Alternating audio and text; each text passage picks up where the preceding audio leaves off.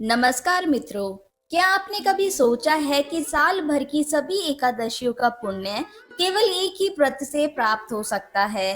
एक ऐसा व्रत जिसे स्वयं महर्षि वेद व्यास जी ने महापुण्यदायक बताया। एक ऐसा व्रत जिसे करने से मनुष्य के पाप नष्ट होते हैं और अंत में भगवान विष्णु का धाम प्राप्त होता है। मित्रों, आज हम बात करने जा रहे हैं पवित्र और महान निर्जला एकादशी की, जिसे भीमसेनी एकादशी के नाम से भी जाना जाता है। तो वीडियो को अंत तक अवश्य देखें, क्योंकि आज की वीडियो आपके जीवन में भक्ति और सकारात्मक ऊर्जा का संचार कर सकती है। हिंदू धर्म में एकादशी का विशेष महत्व बताया गया है। हर माह में 2 एकादशियां आती है और प्रत्येक एकादशी श्री हरि विष्णु भगवान को समर्पित होती है। लेकिन इन सभी में निर्जला एकादशी को सबसे श्रेष्ठ माना गया है। ज्येष्ठ मास के शुक्ल पक्ष में आने वाली यह एकादशी अत्यंत पुण्यदायी मानी जाती है। इस दिन श्रद्धालु बिना अन्न और बिना जल ग्रहण किए उपवास रखते हैं।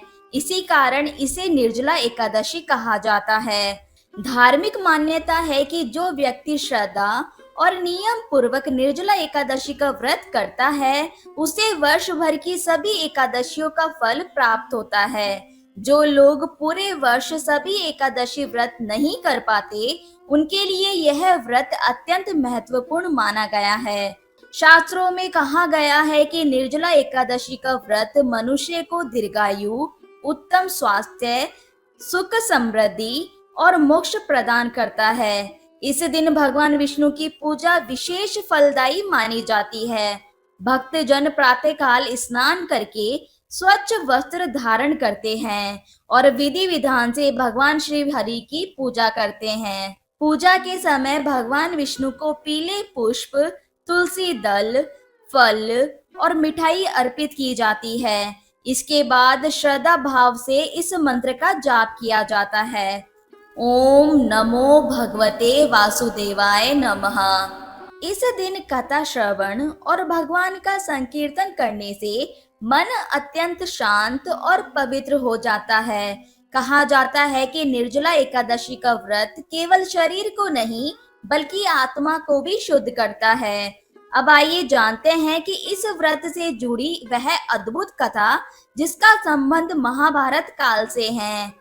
महाभारत के समय की बात है। पांडवों में भीमसेन सबसे अधिक बलशाली थे। उनका शरीर विशाल और शक्तिशाली था, लेकिन उन्हें अत्यंत भूख लगती थी। उनके लिए लंबे समय तक बिना भोजन के रहना अत्यंत कठिन था। एक दिन भीमसेन ने महर्षि वेदव्यास जी से विनम्रता पूर्वक कहा, गुरुदेव, मेरे परिवार के सभी सदस्य एकादशी का व्रत रखते हैं। माता कुंती, द्रौपदी, अर्जुन, नकुल और सहदेव सभी नियम पूर्वक उपवास करते हैं, लेकिन मैं भूख सहन नहीं कर पाता। कृपया मुझे ऐसा उपाय बताइए जिससे मुझे सभी एकादशी का पुण्य प्राप्त हो सके और मैं अधिक व्रत भी ना करूं। भीम की बात सुनकर महर्षि वेदव्यास मुस्कुराए और बोले, हे भीमसेन, यदि तुम सभी एकादशियों का फल प्राप्त करना चाहते हो तो ज्येष्ठ मास की शुक्ल पक्ष की निर्जला एकादशी का व्रत करो। इस दिन अन्न और जल दोनों का त्याग करना होता है। जो मनुष्य सूर्योदय से अगले दिन द्वादशी तक बिना जल ग्रहण किए श्रद्धा से व्रत करता है, उसे वर्ष भर की सभी एकादशियों का पुण्य प्राप्त हो जाता है। महर्षि वेदव्यास के वचन सुनकर भीमसेन ने निर्जला एकादशी का व्रत करने का संकल्प लिया। व्रत के दिन उन्होंने पूरे नियम और श्रद्धा के साथ भगवान विष्णु का ध्यान किया और बिना अन्न जल ग्रहण किए उपवास रखा। कहा जाता है कि भीमसेन के इस कठोर व्रत से भगवान विष्णु अत्यंत प्रसन्न हुए और उन्हें समस्त एकादशियों का पुण्य प्रदान किया। तभी से इस एकादशी को भीमसेनी एकादशी भी कहा जाने लगा।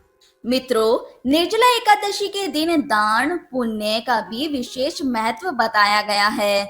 इस दिन जल से भरा कलश, वस्त्र, छाता, जूते, पंखा, फल और अन्न का दान करना अत्यंत शुभ माना जाता है।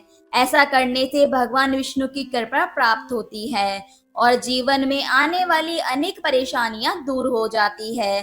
शास्त्रों में कहा गया है कि जो व्यक्ति इस दिन श्रद्धा भाव से जल का दान करता है, उसे अक्षय पुण्य की प्राप्ति होती है।